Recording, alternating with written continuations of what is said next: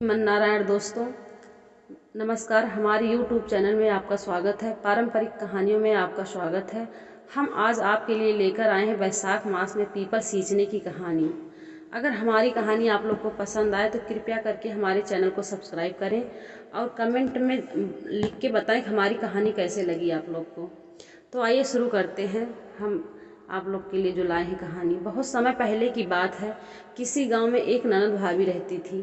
भाभी अपने ननद से बेहद प्यार करती थी। उसकी सास मरते वक्त अपनी बहू से कह के गई कि मेरी बहू, मेरी बेटी का ख्याल रखना, उसे अपने बच्चों की तरह प्यार करना। बहू ने अपनी सास को वचन दिया था और इस वचन को वह बहुत अच्छे से निभा रही थी। वह अपनी ननद का खूब ख्याल रखती थी और उसे हर समय अपने साथ रखती थी और उसके कोई संतान नहीं थी। एक समय वैशाख का महीना आया तो भाभी हर रोज सुबह जल्दी उठकर पूजा पाठ करती और पीपल को सींचने जाती। ननद भी उसके साथ साथ पीपल में जल चढ़ाने जाती थी। पीपल की पूजा करके भाभी हाथ जोड़कर कहती, पीपल देव मुझे एक पुत्र दे दो। तो ननद भी हाथ जोड़कर कहती, पीपल देव जो मेरी भाभी मांग रही हैं वही वर मुझे भी दे दो, वही वरदान मुझे भी दे दो। इसी तरह दोनों रोज पीपल की पूजा करने और जल चढ़ाने जाती रहती थी। देखते ही देखते वैशाख का महीना पूरा होने वाला था। पीपल के देवता दोनों ननद और भाभी की पूजा से बहुत प्रसन्न थे। उन्होंने भाभी को पुत्र प्राप्ति का वरदान दे दिया, परंतु ननद के लिए सोचने लगे कि इसे पुत्र का वरदान कैसे दे दूं। यह तो अभी कुंवारी है। परंतु उसे बार बार ऐसा वरदान मांगने पर पीपल देवता ने उसे भी पुत्र रत्न का वरदान दे दिया। कुछ समय बाद भाभी गर्भवती हो गई और ननद भी एक फलक पद गया। 9 महीने बाद भाभी को एक पुत्र प्राप्त हुआ और ननद को उसे फलक से एक पुत्र उत्पन्न हुआ। जब भाभी ने ननद के पास वह बच्चा देखा तो वह बहुत परेशान हो गई। उससे पूछने लगी पर ननद उसे पीपल देव की वरदान की सारी बात बता दी। भाभी को अब कुछ समझ में नहीं आ रहा था कि वह क्या करे, क्योंकि अगर किसी को यह भी बात पता चल लग गई तो सारे गांव में उसकी बदनामी होगी। कुछ समय सोचकर भाभी बोली, तुम इसके बारे में किसी को कुछ मत कहना।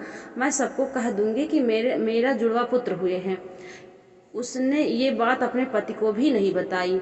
एक दिन भाभी कुएं से पानी लेने जाने लगी तो ननद से बोली, बच्चों का ख्याल रखना, पानी लेकर आती हूँ मैं। ननद बच्चों को सुला रही थी, तभी उसका बच्चा जोर जोर से रोने लगा और उससे गोद में उठाकर चुप करती हुई बोली, बिना बाप के अंधे वाले बोल, तू कहाँ से आया? यह बात वह बार बार कहती जा रही थी। इस समय उसका भाई वहां आ गया और उसकी सारी बात सुन ली। जब उसकी पत्नी पानी लेकर वापस आई तो वह उससे पूछने लगा कि वह बहन ऐसा क्यों कह रही है। पहले तो उसने टालने लगी, लेकिन फिर वह नाराज हो गया और बोला, देखो मुझे सारी बात सच सच बता दो, मुझसे कुछ भी मत छुपाओ। तब भाभी ने सारी बात अपने पति को बता दिया।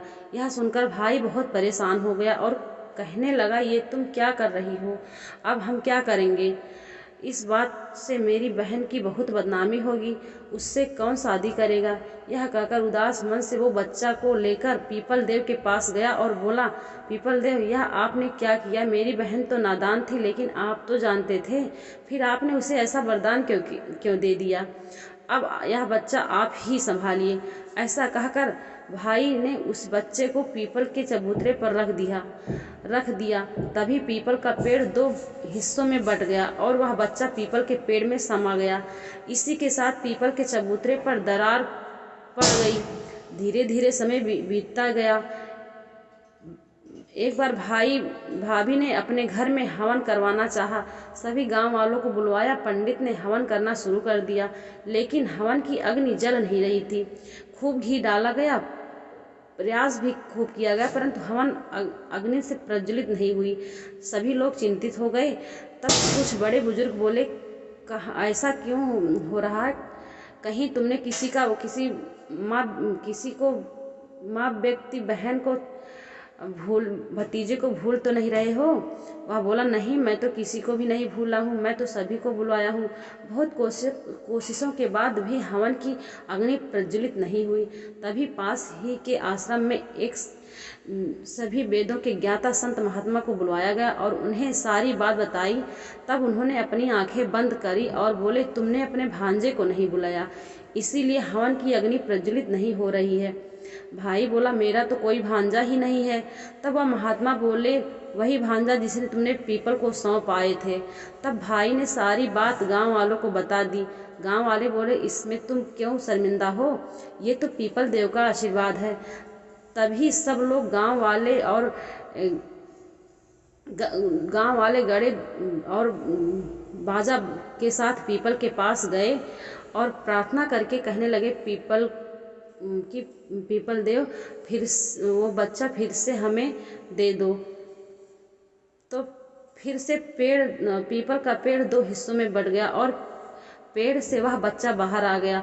सभी गाजे बाजे के साथ बच्चे को लेकर वापस घर आए और हवन शुरू किया। इस बार हवन की अग्नि गई और उसकी लो खूब ऊंची गई। इसके बाद से यह मान्यता हो गई कि पूरे बैसाख पीपल को सींचने से निसंतान को संतान, निर्धन को धन, कुंवारों को अच्छा वर और बुजुर्गों को वैकुंठ प्राप्त होगा।